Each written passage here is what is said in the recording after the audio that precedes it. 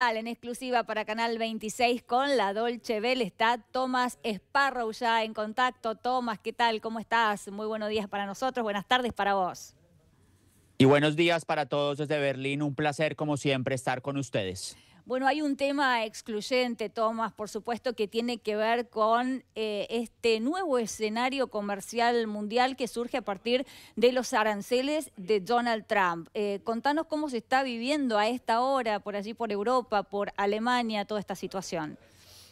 Pues por supuesto con mucha preocupación aquí en Alemania, porque Alemania es un país cuya economía depende de las exportaciones y ya de hecho el ministro de Finanzas explicó que las exportaciones a Estados Unidos van a caer incluso en un 15%.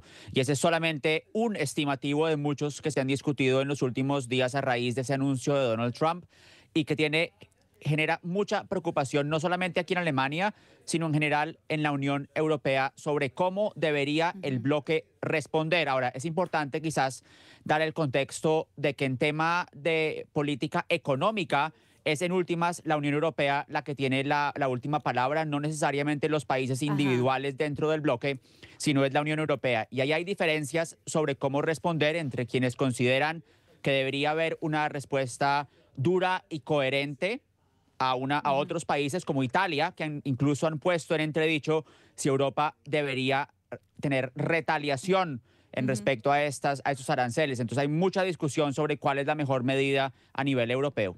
Y a esta hora, ¿para qué lado se inclina la balanza, Tomás? ¿Para el lado de la negociación o para el lado de la contraofensiva?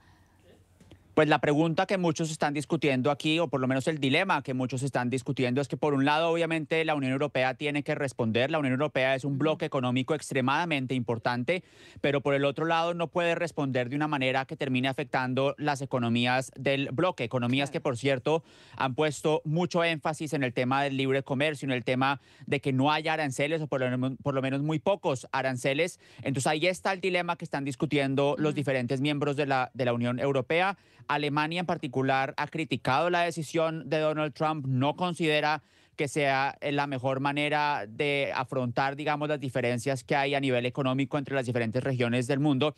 Y particularmente importante también desde la perspectiva alemana es que justamente ahora, mientras nosotros estamos hablando, los partidos que estaban negociando la coalición de gobierno Ujú. decidieron ya que van a formar un nuevo Ah. gobierno en Alemania. Entonces, Alemania va a tener una voz clara, una voz que muchos esperan sea fuerte y no, como ha ocurrido hasta el momento en las últimas semanas, una voz de un canciller que estaba prácticamente de Claro. salida, hablando, por supuesto, de Olaf Scholz. Bueno, eso es una muy buena noticia, una noticia realmente importante, ¿no? Para Alemania, porque toda esta situación agarraba al país con un gobierno en formación y eso de alguna manera era una debilidad, ¿no?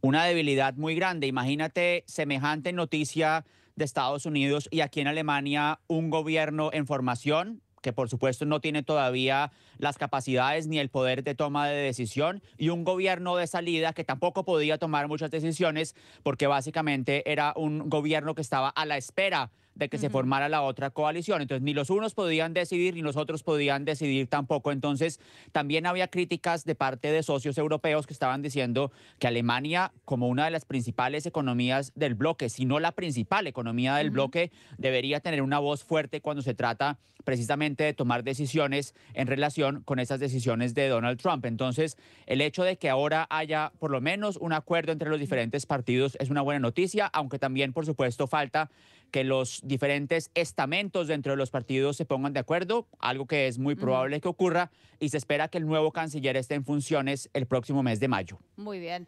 Tomás, estas medidas de Donald Trump tienen un impacto a nivel global, regional, como decíamos, pero también local. Ahora, más allá de estas desinteligencias o, digamos, opiniones diversas que hay dentro de de la comunidad europea, ¿no?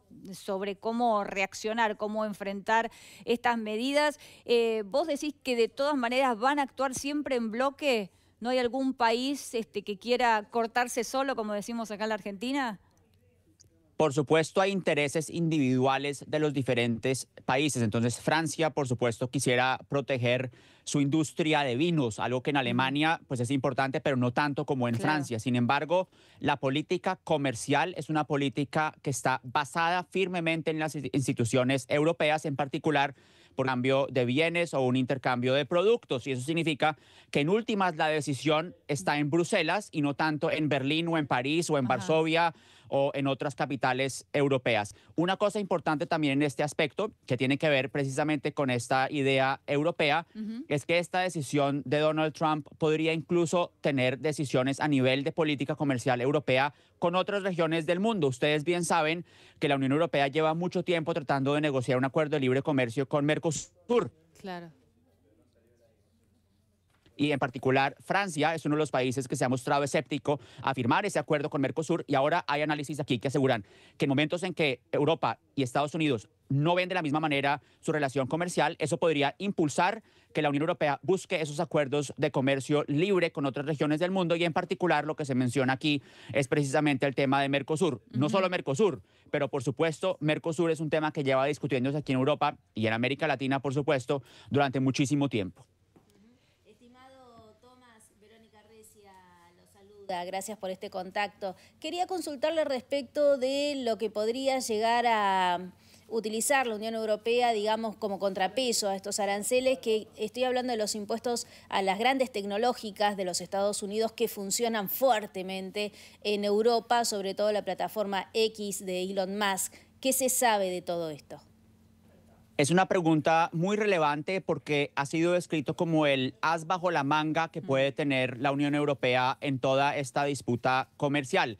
Porque una cosa es que impongan aranceles a productos, y se hablan de muchos diferentes productos aquí, y otra cosa muy diferente serían esos aranceles a los servicios, y servicios en particular en temas tecnológicos. Y cuando uno mira eso, cuando uno mira las posibilidades de que la Unión Europea tome esa decisión, pues eso es algo que podría afectar seriamente a compañías estadounidenses que tienen un peso económico extremadamente importante, no solo en Europa, sino por supuesto también en Estados Unidos. Ahora, la decisión de si tomar eso es una decisión que no es para nada fácil, porque implicaría, por un lado, aumentar las disputas con Estados Unidos, aumentar las tensiones con Estados Unidos, cualquier cantidad de incertidumbre, y es lo que ha habido eso en los últimos días, pues por supuesto afecta a los mercados, no solamente aquí en Europa, sino también en otras partes del mundo, y eso por supuesto cualquier cantidad de incertidumbre, y es lo que ha habido eso en los últimos días, pues por supuesto afecta a los mercados, no solamente aquí en Europa, sino también en otras partes del mundo, y eso por supuesto también tiene repercusiones en las discusiones políticas.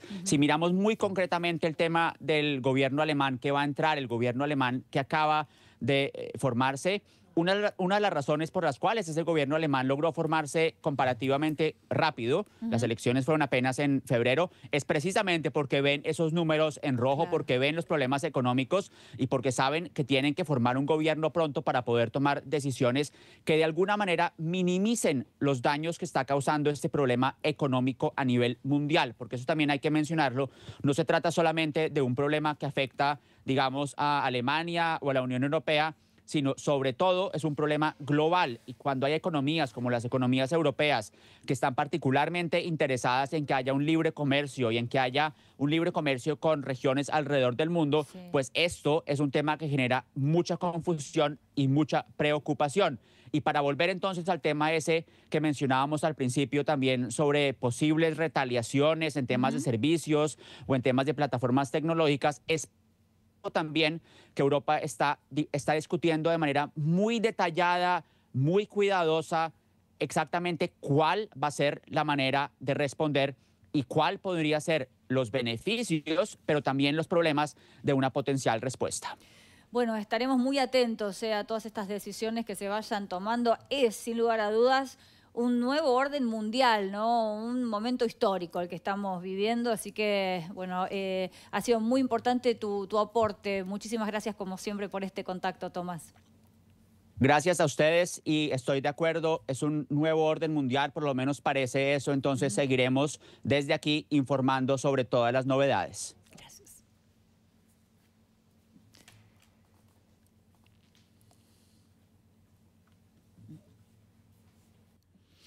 Bueno, momento ahora de unas recomendaciones en la mañana, Canal 20.